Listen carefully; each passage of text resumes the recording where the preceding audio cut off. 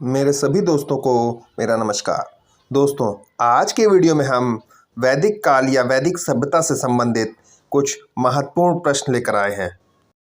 पहला प्रश्न है दोस्तों, आर्य शब्द का शाब्दिक अर्थ है। यह प्रश्न इस प्रकार से भी पूछा जा सकता है कि आर्य शब्द का शाब्दिक अर्थ क्या है। तो दोस्तों, जो आर्य शब्द था उसका शाब्दिक अर्थ है श्रेष्ठ या कुलीन। क्या है? श्रेष्ठ या कुलीन आर्य शब्द का शाब्दिक अर्थ है। अगला है, किस फसल का ज्ञान वैदिक काल के लोगों को नहीं था। तो दोस्तों, जो तंबाकू की फसल थी उसका ज्ञान वैदिक काल के लोगों को नहीं था। किसका ज्ञान? तंबाकू की फसल का ज्ञान वैदिक काल के लोगों को नहीं था। अगला प्रश्न है, उत्तर वैदिक काल के वेद विरोधी और ब्राह्मण विरोधी धार्मिक अध्यापकों को किस नाम से जाना जा सकता था। दोस्तों, प्रश्न है कि उत्तर वैदिक काल में जो अध्यापक ब्राह्मण और वेद विरोधी थे उन्हें किस नाम से जाना जाता था या उन्हें क्या कहा जाता था। किसको? उन अध्यापकों को जो वेद और ब्राह्मण के विरोधी थे, तो श्रमण कहा जाता था। क्या कहा जाता था? श्रमण। अगला है, वैदिक गणित का महत्वपूर्ण अंग है। यह प्रश्न इस प्रकार से पूछा सकता है कि वैदिक गणित का महत्वपूर्ण अंग क्या है। तो वैदिक गणित का जो महत्वपूर्ण अंग है वो है शुल्ब सूत्र। क्या है? शुल्ब सूत्र। अगला प्रश्न है, किस वेद में प्राचीन वैदिक युग की संस्कृति के बारे में सूचना दी गई है। प्रश्न क्या है कि प्राचीन वैदिक युग की संस्कृति के बारे में किस वेद में सूचना दी गई है, या प्राचीन वैदिक युग की संस्कृति के बारे में हमें किस वेद से पता चलता है। तो किस वेद से पता चलता है दोस्तों? किसके बारे में? प्राचीन वैदिक युग की संस्कृति के बारे में। किसके? प्राचीन जो वैदिक युग था उसकी संस्कृति के बारे में हमें ऋग्वेद से जानकारी मिलती है। कहाँ से जानकारी मिलती है? ऋग्वेद से। किसके बारे में? प्राचीन वैदिक युग की संस्कृति के बारे में। अगला है, वेदों की संख्या कितनी है। तो दोस्तों, जो वेदों की संख्या है वो 4 है। कितनी है? 4। अगला प्रश्न है, भारत के राज चिन्ह में प्रयुक्त होने वाले शब्द सत्यमेव जयते किस उपनिषद से लिया गया है। यह प्रश्न इस प्रकार भी पूछ सकते हैं दोस्तों कि सत्यमेव जयते श्लोक कहाँ से लिया गया है। प्रश्न दोनों ही प्रकार से पूछा जा सकता है। तो सत्यमेव जयते जो है दोस्तों वो मुंडक उपनिषद से लिया गया है। किस उपनिषद से?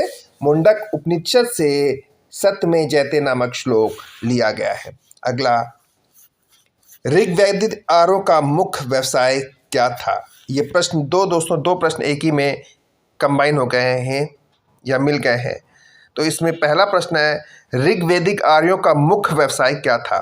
तो दोस्तों, जो ऋग्वैदिक कालीन मनुष्य थे या ऋग्वैदिक कालीन जो लोग थे उनका मुख्य व्यवसाय पशुपालन था। क्या है? पशुओं को पालन करना। क्या?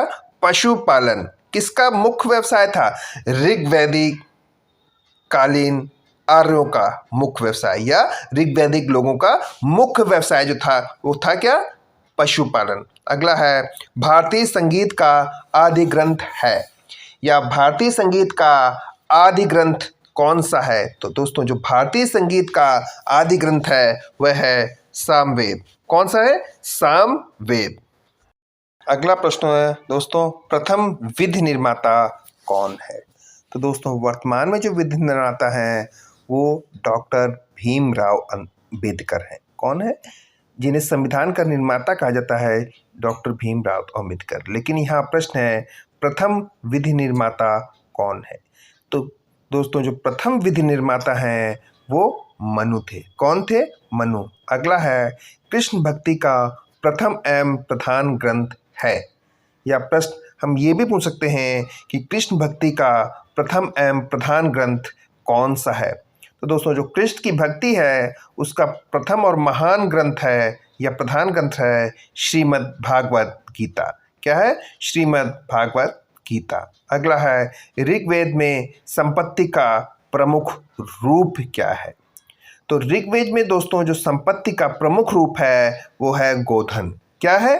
गोधन। किसका? रूप ऋग्वेद में संपत्ति का प्रमुख रूप। अगला प्रश्न है दोस्तों, ऋग्वेद के किस मंडल में श्रुत का उल्लेख पहली बार मिलता है?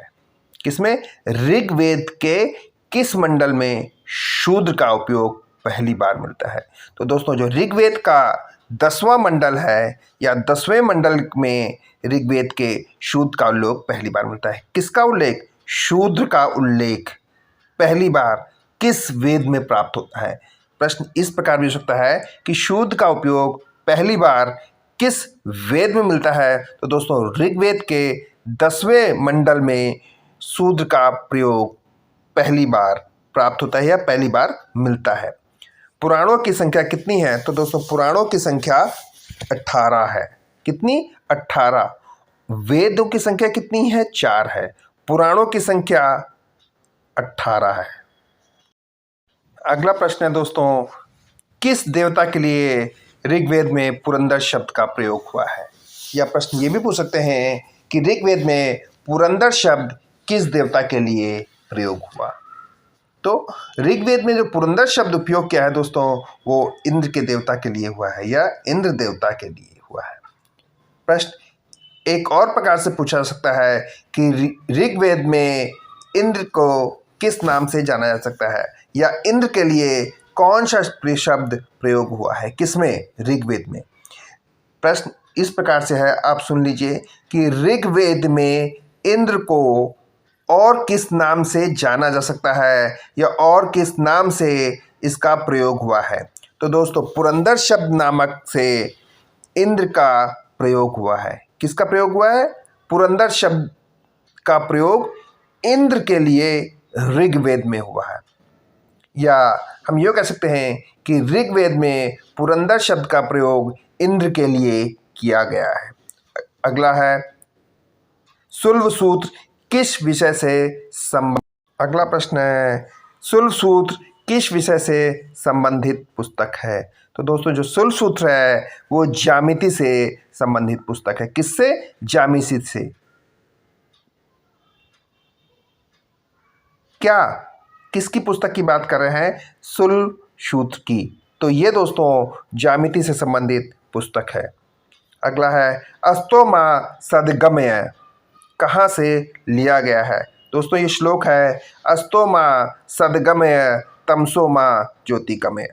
तो दोस्तों इसमें एक ही लाइन दी है, अस्तोमा सद्गम श्लोक कहाँ से लिया गया है? प्रश्न इस प्रकार से भी पूछा जा सकता है। तो दोस्तों जो अस्तोमा सद्गम श्लोक है वो ऋग्वेद से लिया गया है।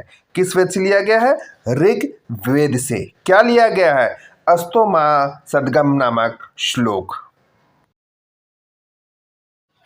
15वां प्रश्न है, आर भारत में बाहर से आए और सर्वप्रथम बसे या सर्वप्रथम कहाँ बसे?